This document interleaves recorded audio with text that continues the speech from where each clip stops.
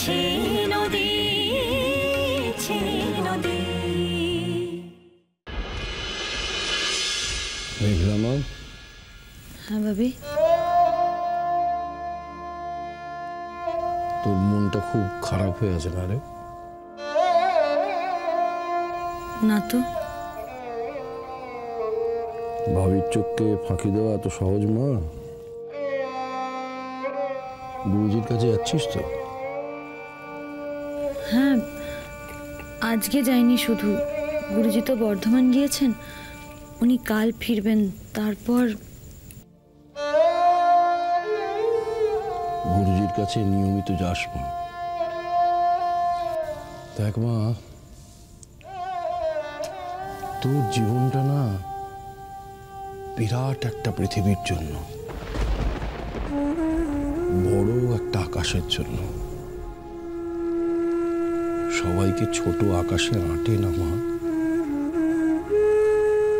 তুইও তোর জীবনটাও ছোট আকাশের জন্য নয়। তোর জীবনটা না বিরাট একটা পৃথিবীর জন্য, বড় একটা আকাশের জন্য। সবাইকে ছোট আকাশে আঁটে না মা, তুইও তোর জীবনটাও ছোট আকাশের জন্য নয়।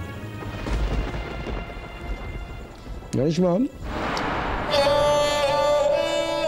ছেলেমেয়েরা বড় হয়ে গেলে না তাদের জগৎ আলাদা হয়ে যায়।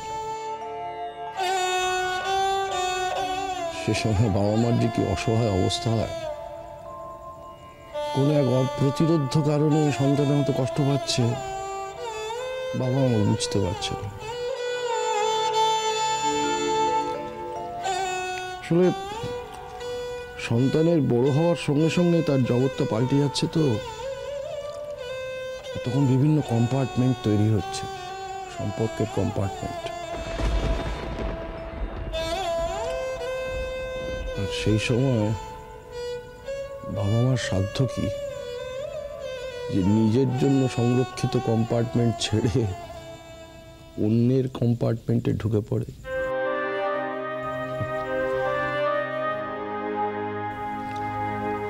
আসল কথা কি জানিস মা,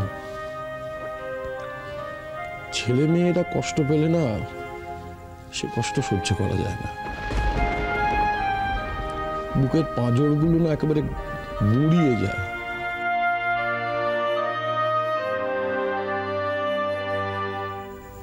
আমার কোনো কষ্ট নেই ভাবি। শোন মা, কষ্ট থাকতেই পারে,